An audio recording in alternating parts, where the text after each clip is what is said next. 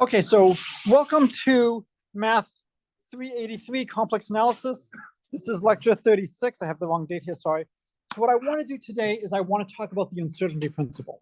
So this is one of the most important results in modern physics. Since nobody here has taken advanced physics, we will concentrate on the mathematical analog of the uncertainty principle. Has everybody at least heard of the uncertainty principle? Okay, so the uncertainty principle basically says the more accurately you know where something is, the less accurately you know how fast it's going. So if you want to figure out where the moon is, you might shine a photon on the moon and then have it come back. And if you shoot a photon on the moon, you're really not going to disturb the moon that much. And we still have a good sense of what's going on. But when you get to the subatomic scale, if you have a photon hit your electron or whatnot, it's giving it a huge boost. And that is enough to greatly change where it could be traveling, what its speed is. The impact is going to be tremendous. So it turns out that the uncertainty principle has a mathematical analog. And the entire physics content is that somehow these physical concepts, such as position and momentum, have analogs in mathematics. And if we look at these mathematical analogs, we have a certain inequality that a certain product can't be too small. And that then translates to uncertainty in an object's location and an uncertainty in the object's position can't be too small. Are we supposed to be recording? Is it not recording? Let me check. It says it's recording. Okay, no problem. No, it's much better to double check and be safe. If I really kid, I would then edit out that 40 seconds, but all right, so basically, how many people have seen the Cauchy-Schwarz inequality? This should have been done in real analysis, if not in linear algebra, if not in other classes. So I will just quickly state that if there's time at the end of the day, I'll swing back and prove it. I'll at least give a slide on it. We've all seen the Fourier transform. Unfortunately, there are different accents in mathematics. What are the major accents in mathematics? There's the mathematician's accent. Who else has an accent? Physicists, and who else? Engineers. The engineers, they pronounce the square root of -1 as J because they keep I for current. So you have to be careful when you're looking at things. We will use a slightly different definition of the Fourier transform. It doesn't really matter. It's just being consistent with the notes I got this from. This was from one of my classes when I was a student. All right. And then there's a great article by Wigner, a Nobel laureate, on the unreasonable effectiveness of mathematics. This is worth reading as to why is mathematics able to describe so many disparate phenomena so well? Why do you see the same behavior in systems that are so different?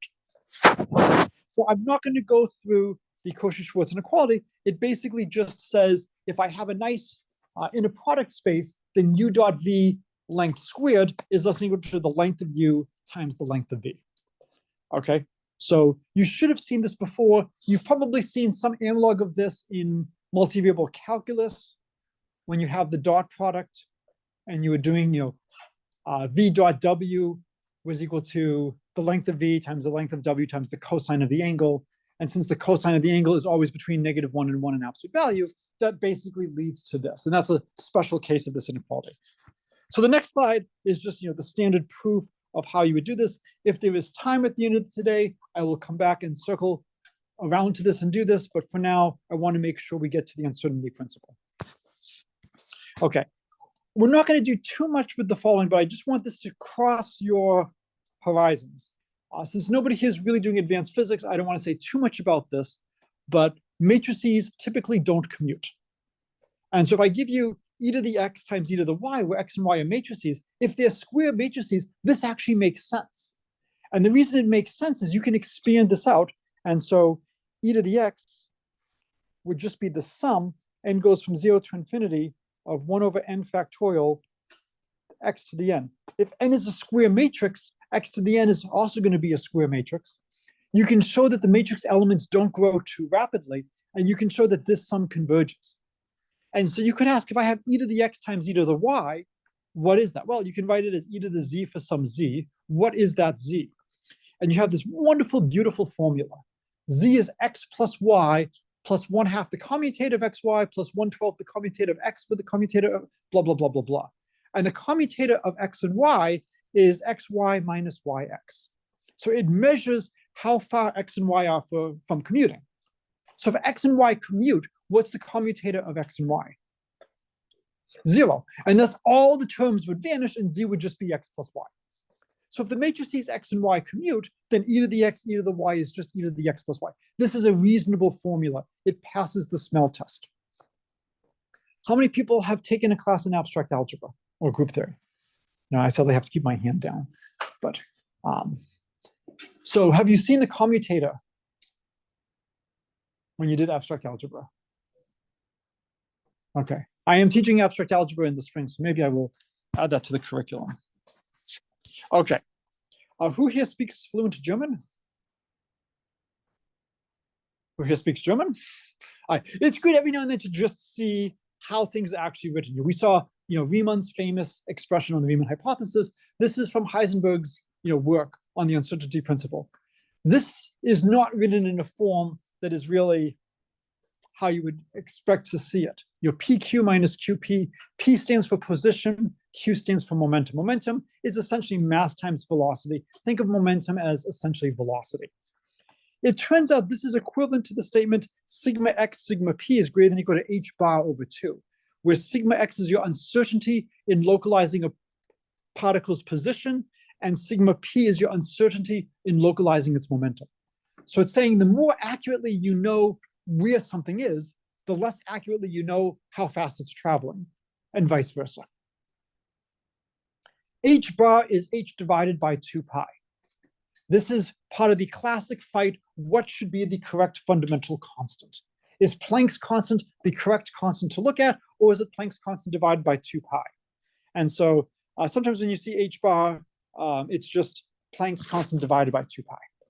Okay, so this is just some background. So here is the Fourier transform. It's the integral of f of x e to the negative ixc dx. And so you take a function f, and you get a new function f hat, which is evaluated at c. Is everybody happy with this definition of the Fourier transform?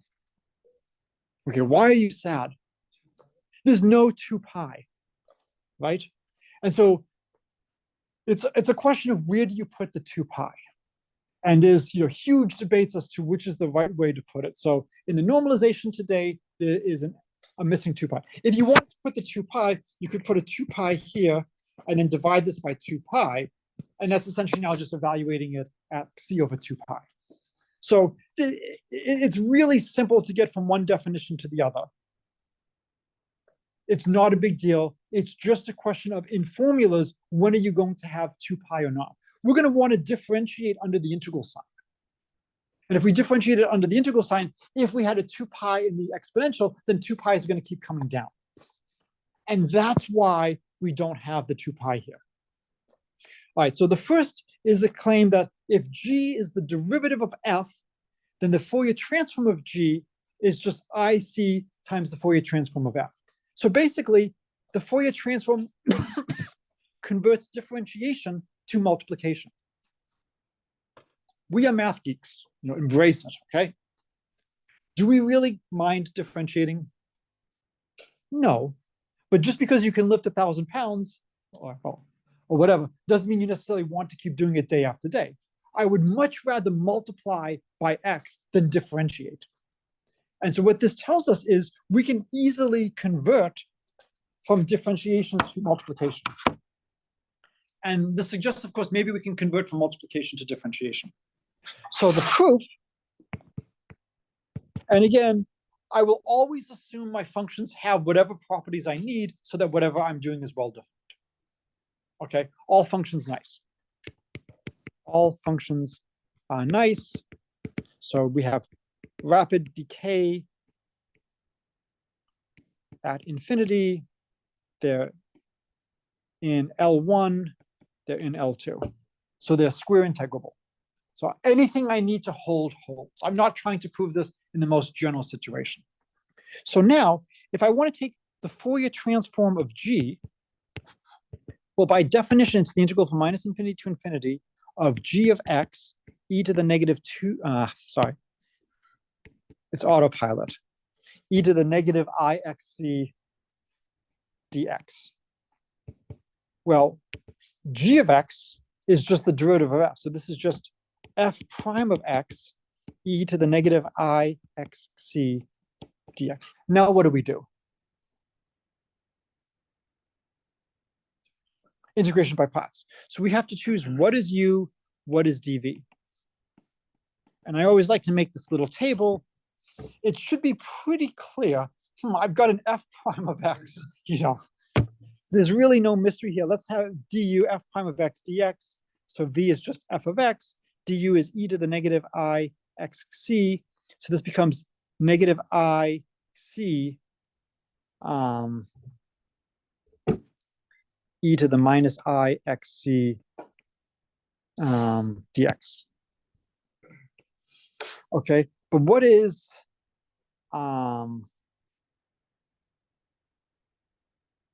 did I do this right? Okay, yes. And so now I get uv at minus infinity infinity minus the integral from minus infinity to infinity of v du. Well, what happens when I evaluate uv at infinity and minus infinity? What do I get? 0, because I'm assuming I have rapid decay. The minus signs reinforce, and so I can pull out the I can pull out the c, and then I'll have the integral from minus infinity to infinity of f of x e to the minus I x c dx, which is just I c f hat of c. And there's the proof. So this is the proof that the Fourier transform of the derivative is just essentially multiplied by I times c. Okay, the next is the Fourier transform under multiplication by x. If h of x is x f of x, then the derivative of f, the derivative of the Fourier transform of f is just minus I times the Fourier transform of h. All right, so let's try to calculate the derivative of the Fourier transform of f. So we know f hat of c is equal to the integral from minus infinity to infinity of f of x e to the negative I x c, I did it correctly, dx. Okay, now we apply d by dx, and we get df hat dx. And what's the derivative of the integral? Nope. The derivative of the integral is? Nope. The integral of the derivative, right? Anything we want to hold holds, right? I can switch the differentiation and the integration. So there are technical conditions in real analysis. When can you do this? If the functions have rapid decay and are smooth, everything is nice. So this is going to be the integral from minus infinity to infinity. Well, the derivative passes the f of x, e to the minus I x c dx. And when I take the derivative of that, I'm going to get a minus ix coming out. So I get a minus I integral from minus infinity to infinity of x f of x e to the minus I x c dx. But by definition, what is x f of x? H of x. And so we just get, it is minus I h hat of c. And that finishes that proof. So these are all very straightforward arguments. We just roll up our sleeves and we just do the analysis. All right, the next one is the Fourier transform under translation. What do you think happens if I look at a new function, g of x equals f of x minus a? All the proofs are the same. You just start off with, let me write down what g hat is, and then let me substitute, and then let me do the analysis. This is similar to how we proved all the differentiation rules in calculus. And please don't tell me they didn't prove the differentiation rules for you. Let me at least believe that you've seen proofs of the differentiation rules. You start off with, let's let a equal f of x times g of x, or let a equal f of x over g of x, or let a equal f of g of x. And then we write down the definition of the derivative, and then we do algebra. And that's how we proved all the rules of differentiation. It's exactly what we're doing here. And so we now have, oops.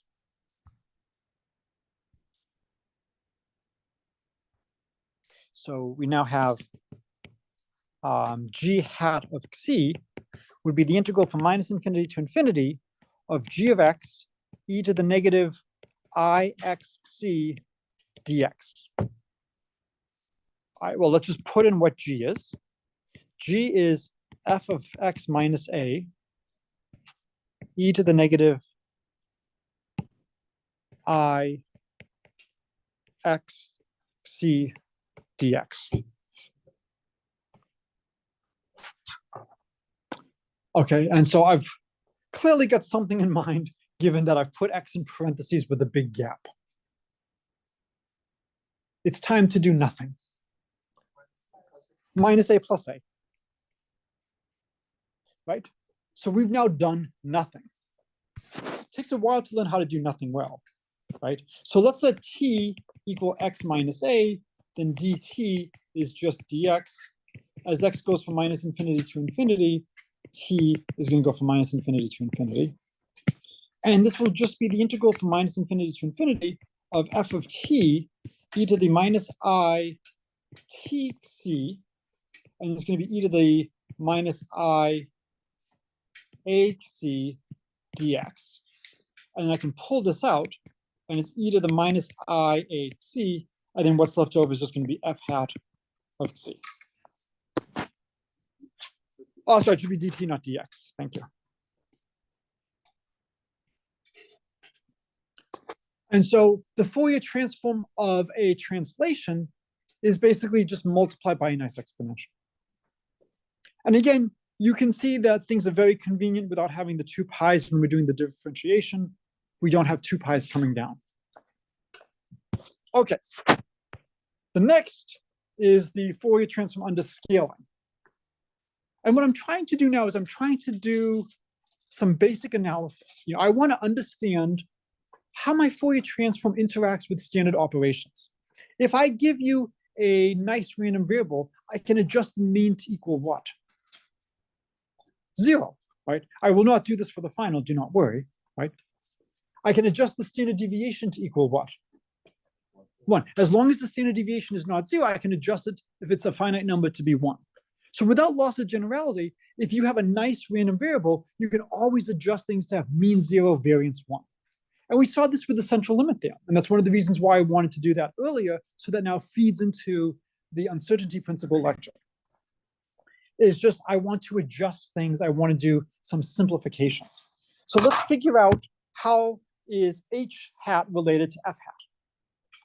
And again, I've done this for decades. I know what's going on, but the proofs are so straightforward. I don't have to have detailed notes. This is just follow your nose.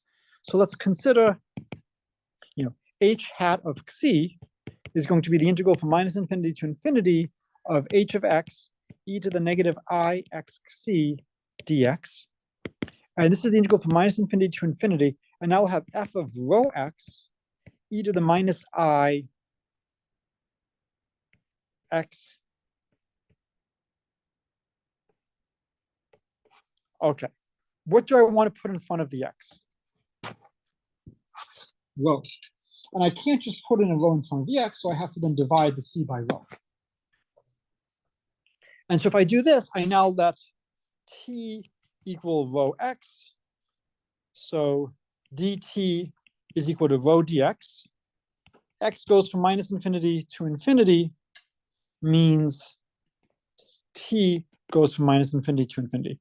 And this is where we're using that rho is positive. If rho was negative, we would actually switch the order of integration.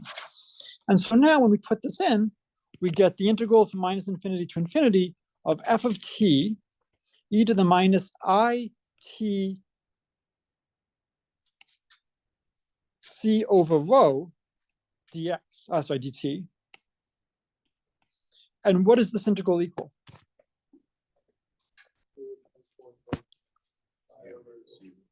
The Fourier transform of f evaluated at c over rho. And so again, we can figure out how the Fourier transform interacts with so many operations. How does it interact with differentiation, with multiplication, with translation, with rescaling? These are all really nice operations. Okay.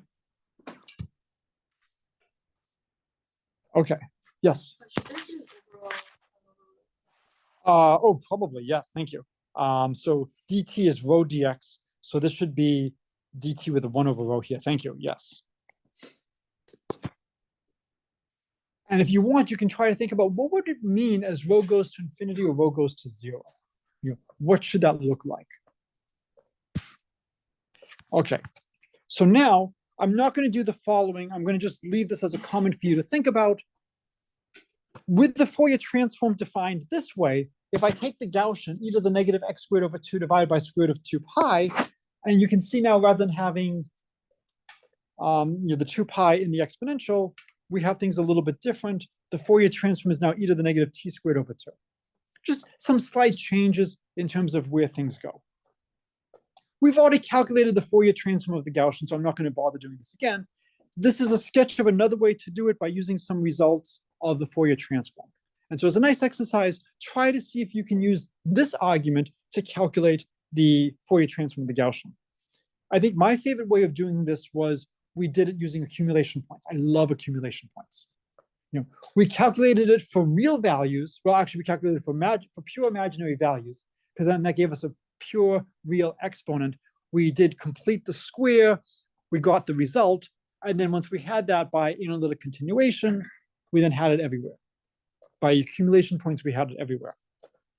So we basically have some connections between the Gaussian and its Fourier transform. They're both Gaussians. Maybe slightly different normalizations, but they're still both Gaussians.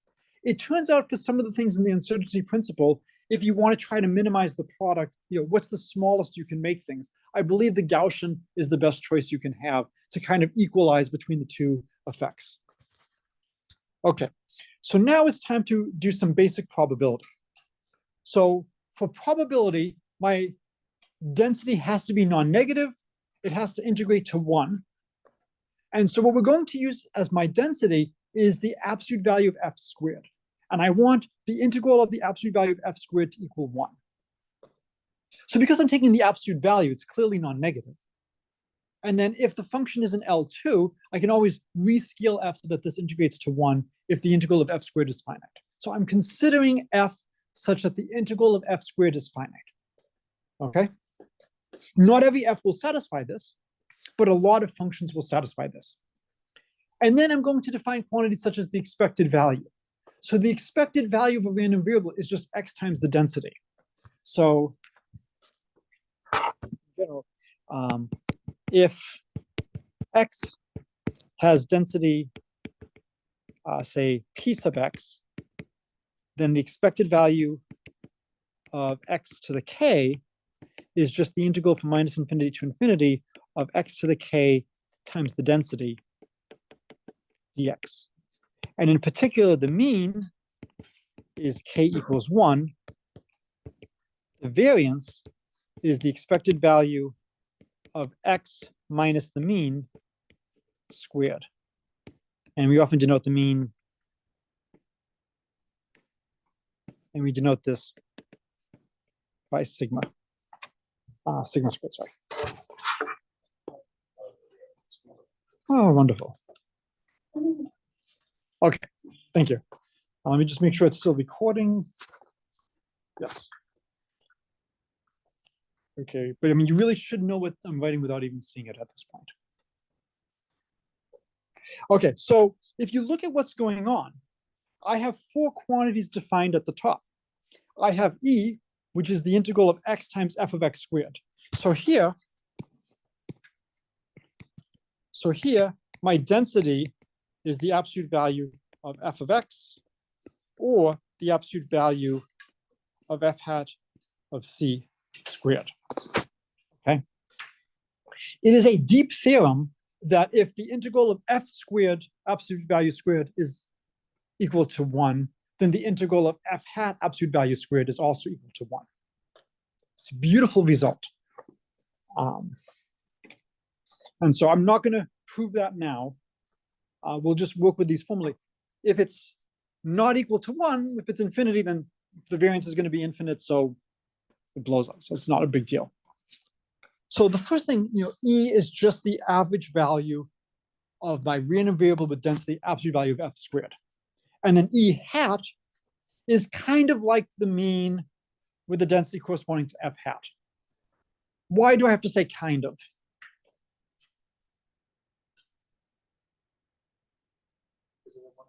I have a 1 over 2 pi. So when I said the integral of f squared equals the integral of f hat squared, that's up to factors of 2 pi. And depending on how you normalize things, you can have things slightly different. Okay? It's not a big deal. You know, if one was finite, the other is finite. If one is non-zero, the other one is non-zero. But depending on where you put the 2 pi's, you can get slightly different expressions.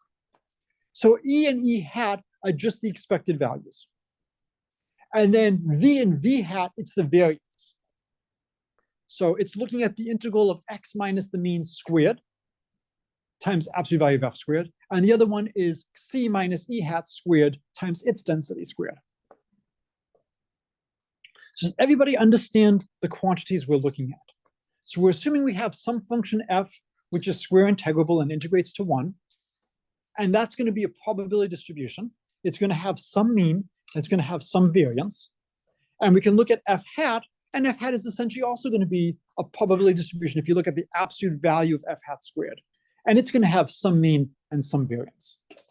It turns out that you could actually play some games, and you could use the results we proved earlier today to say, you know, why don't we just translate a little bit and adjust things so that the mean E is equal to 0? And maybe can we also make maybe the mean E hat equal to 0? Or maybe we can't do both of those. We can probably do at least one of them. You know, can we play some games like that to simplify things? You know, if I just look at one distribution, I can always adjust it so that for one of them, I can adjust it so that E is equal to 0 and V is equal to 1, but I can't then say anything about E hat and V hat. Those will be forced on me. But I could adjust one of them if I wanted to. Okay, is everybody clear on what we're looking at? And the goal is to show that V times V hat can't be too small. So V is the uncertainty in X, V hat is the uncertainty in C. And so, you know, the more localized our density is, the smaller the variance is. And so what this is saying is, if you really localize so that V is small, the uncertainty principle is going to tell us that V hat is large. Okay, so here's the proposition. If F is an element of L2 of R, yes? I'm just wondering, how does V map to like position and V hat to speed? We'll possibly talk a little bit about that later. This is where there's some connections with physics. So the proposition about a Fourier transform is that if F is an element of L2 of R, so this means it's square integrable, and we've adjusted it so that the integral of F squared is equal to 1, then the product of the variances of F and F hat is at least 1/4. So the uncertainty principle is the product of the uncertainty in X times the uncertainty in Y in momentum is at least, you know, like H bar over 2 pi or something like that. Sorry, it can't be H bar over 2 pi, like H bar or something like that. So this is a purely mathematical statement about a function and its Fourier transform. It sounds like a coming of age novel. Okay, so this is just a statement about a function and its Fourier transform. The physics is that somehow you can associate the position operator to the function and the momentum operator to the Fourier transform, and that these somehow connect. So that's where the physics comes in. All right, so writing things down, we use Q for position and we use P for momentum. So Q of F basically multiplies by X. P of F takes the derivative and multiplies by 1 over I. Multiplying by 1 over I is just to adjust where certain i's occur. It doesn't make a big difference. Okay? What really matters is that P is differentiation, Q is multiplication. And the claim is that these operators don't commute. No shit, I mean, come on. You know, if I first multiply by X and differentiate, that's different than if I first differentiate and then multiply by X. And so the claim is that when you look at the commutator of P and Q, you get minus I times the identity. And then the other claims is QF dotted with G is F times QG, that we can just move Q over, and similarly we can move P over. So let's see why this is true. So proof. So QP of f, we first apply P, then we apply Q. So that's going to be Q. And then what do we get? P is differentiation. So it's 1 over I.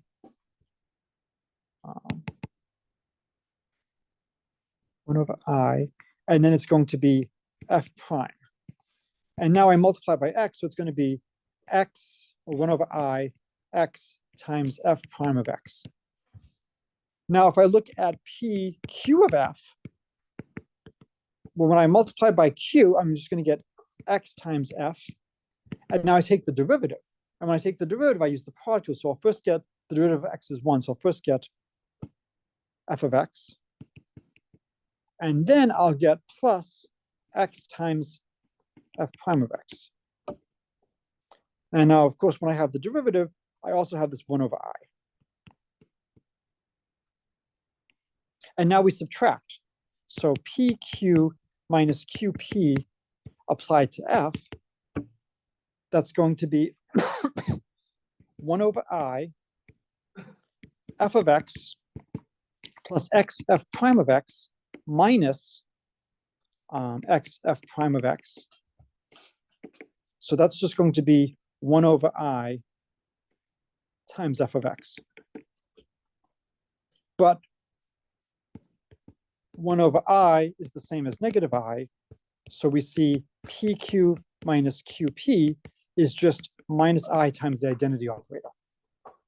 I apply this to the function f, and I get what I started with, just multiplied by minus I. So this measures the non-commutivity of differentiation and multiplication. And then for the other stuff, you then just do the integrals. So if we now have for the other, QFG, that would be the integral from minus infinity to infinity of x f of x times g bar of x dx. But this is the same as integral from minus infinity to infinity of f of x times x g of x whole thing bar dx, because x is real. And so this is going to just be f qg. And similarly, you can show that you can move the p operator over. And what do you think you might need to use to move the p operator over?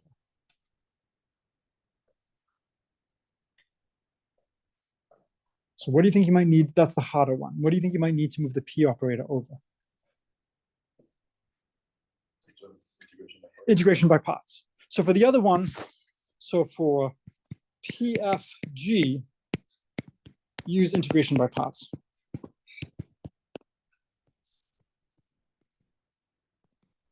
Okay. So these operators have some, really nice relations. It's nice that I can move, Q from acting on the left to acting on the right. It's nice that I can move P over. Okay. So now, the Fourier transform of P times F is just C F hat of C. That's just what we showed earlier. We showed earlier how the derivative is related. But remember how we had some factors of I before? This now explains why we chose to define P the way we did, because now all those factors of I are gone. That's why we chose to put in the 1 over I outside. And so now we have two quantities. We have the uncertainty in X, which is V, and we have the uncertainty in C, which is V hat. And we want to show that their product has to be at least a certain size. And what's the one fact we know about F? What do we know about F? It decays, but it's L2, but more than just L2. That just gives us that the integral of it is finite.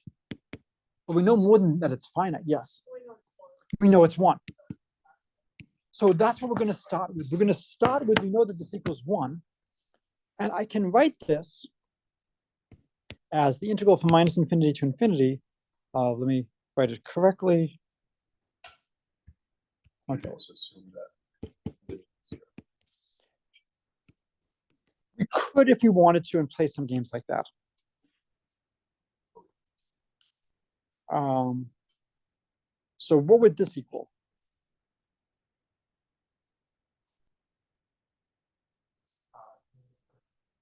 Is minus I.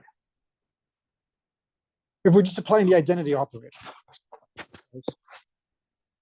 So I'm just trying to write down, before we do the analysis, what do we know? We know the integral of f squared is 1. And we know if we apply the identity operator, the do nothing operator, it does nothing. Why might I write it as minus II? I want to do nothing in a fancy way. What is minus II equal to? PQ minus QP. So now, when we start looking at the next, we have a bunch of inequalities or equalities in places. We have 1 equals the integral of f squared. All right, well, this is just by assumption. Right? We've assumed that f is square integrable. The next one is just by definition of, what is the norm. It's just the dot product of f with f. And now the next one is PQ minus QP is minus I. All right, so I'll call this step 1. And 1 is true as PQ minus QP equals minus I times I. So I times PQ minus QP is just the identity. Okay, everybody comfortable with up to the third equality? Now we need to look at the next one. Why is this true? So we want to say that this is the same as QFPF minus PFQF. Well, we have a difference of 2. So we know PQF minus QPF dotted with F is just PQFF minus QPFF. And then we use the fact that we can move things over, and this is going to just become QFPF minus PFQF. Right? I'm just using the fact that I can move the P and the Q operators over. That's what we proved over here. I did, the QFG, I showed you how you can move things over. The other one is proceed similarly, use integration by parts. Okay, so now the next step is, to get over to here, step 3. Well, if you look at QFPF, we use the following. So note, AB is the complex conjugate of BA. Because we've switched which one has the complex conjugate. So we have QF, so we have QFPF minus QFPF complex conjugate. So if you have A plus IB and you subtract off A minus IB, you get 2IB, or 2I times the imaginary part of A plus IB. Okay. So we only have one thing left. Why is step 4 okay? Cauchy-Schwarz. You've made it when your name is a verb. So we just apply Cauchy-Schwarz. And so, again, in the interest of time, I'm not going to go through and do the Cauchy-Schwarz inequality, but here's a sketch of the proof. If there's time at the end of the day, we will go back to it, but I do need you to know some results from analysis. Okay. So now we know that 1 is less than or equal to twice the norm of Q of F times the norm of P of F. Okay. Notice that that's really similar to what we wanted. If E equals E hat equals 0, then QFF is just going to be the integral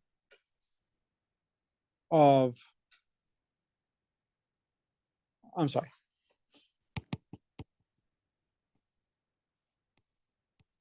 QF would be the integral from minus infinity to infinity x f of x times x f of x complex conjugate dx.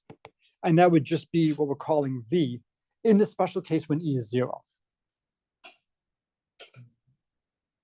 Because what we should have is we should have x squared times, whoops. So we want the integral of x minus mu, or I guess I'll do x minus mu squared f of x squared dx. If mu equals 0, this is the same. So if e happens to be, then the q of f is just going to be the variance of x. And if e hat happens to be 0, then p of f turns out is going to just be the variance of c.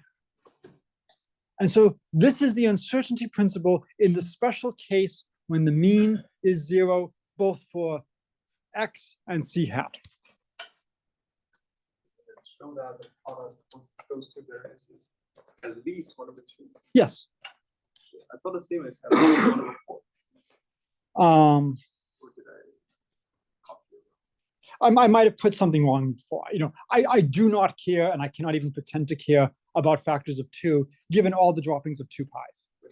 So there's some constant. I don't care if it's 1/2. I don't care if it's 2. I don't care if it's 2 pi. There's some constant such that the product is at least that. It's at least one. It's at least 1/2 or 1/4. I don't care what it is. There's something. You have to trace through the algebra to make sure it's correct. I don't like defining the Fourier transform this way without the 2 pi's, so I don't like this formulation to begin with. But you can see how much easier it is to do all the derivatives without the 2 pi's coming down. And that's why we've done it this way.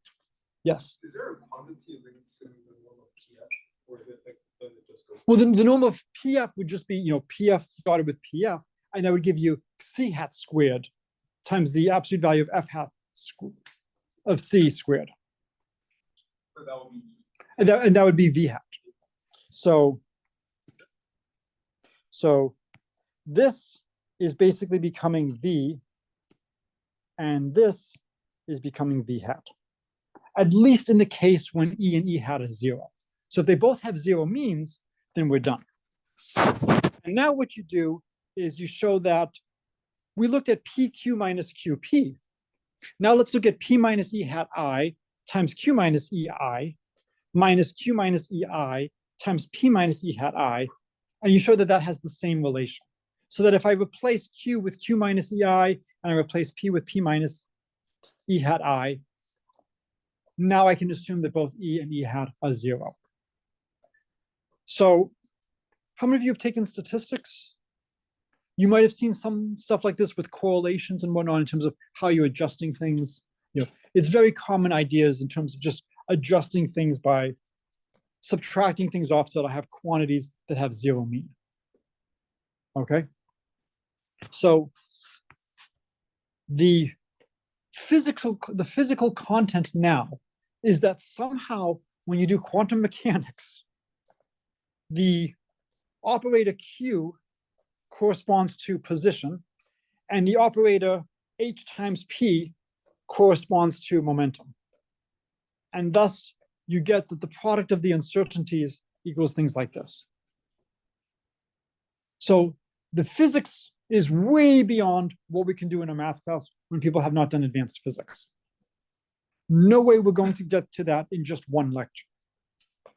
But look at what we got in one lecture. We showed that the uncertainty, how spread out a function and its Fourier transform are, that there is some relationship, that the more concentrated one is, the more spread out the other is. So the more you know about one, the less you know about the other. And it's just amazing that this has an application in physics. Okay, so we still have 5 minutes in the bank. I wanted to make sure we got through the uncertainty principle. You would not have to do anything too deep like this on an exam, but I want you to see where things go. This is a great application of complex analysis. This is a great application of Fourier analysis.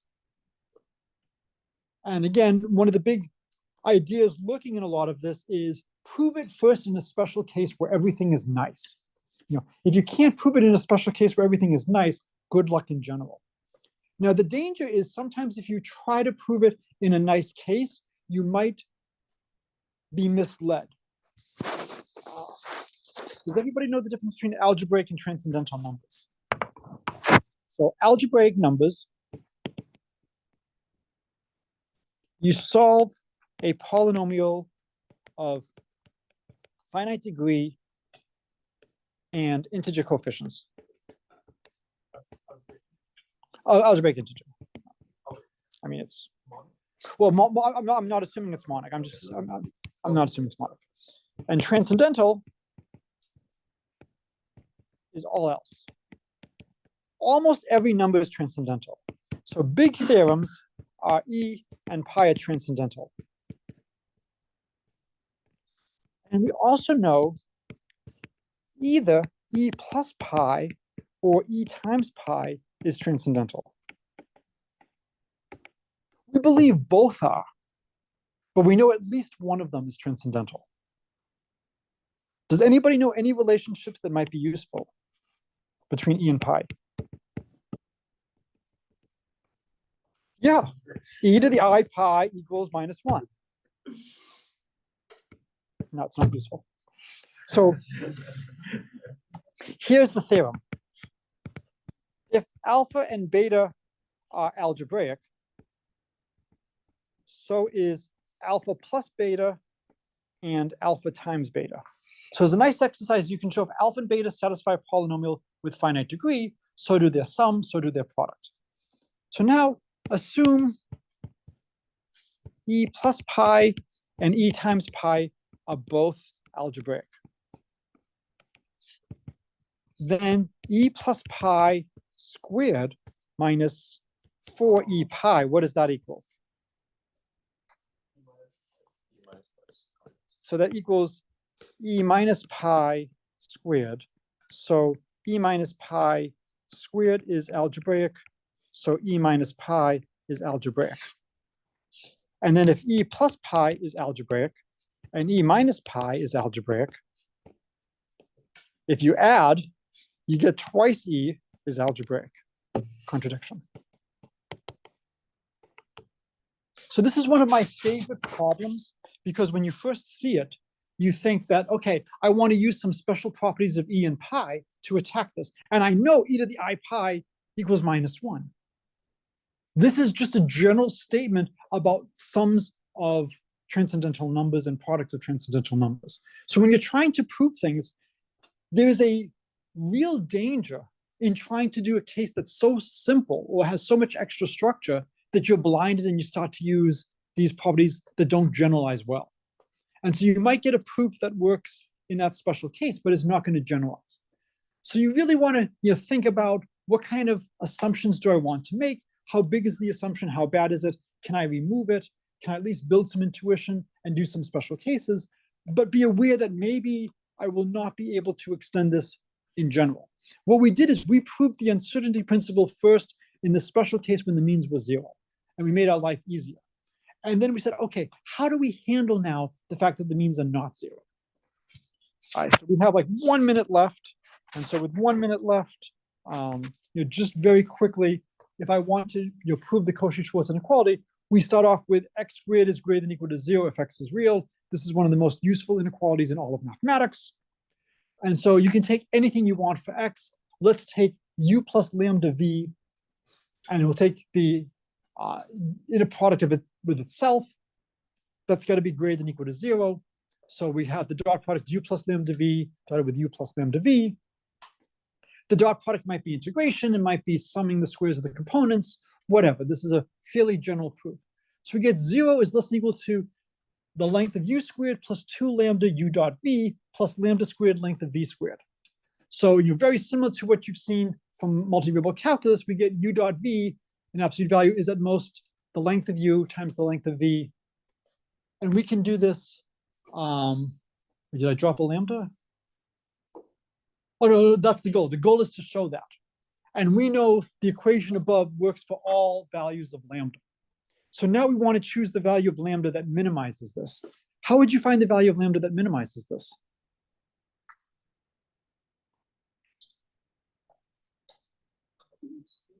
Completing the squares, calculus. This is a parabola, so you find the vertex, right? Calculate the discriminant. We have lots of ways. This is a parabola. It's a parabola in lambda. And so the coefficient of lambda squared is positive, so it's got to have a minimum. And so we can find the value of lambda that minimizes this. And so I'll let you find that and feed that in. All right, so this is a good place to stop.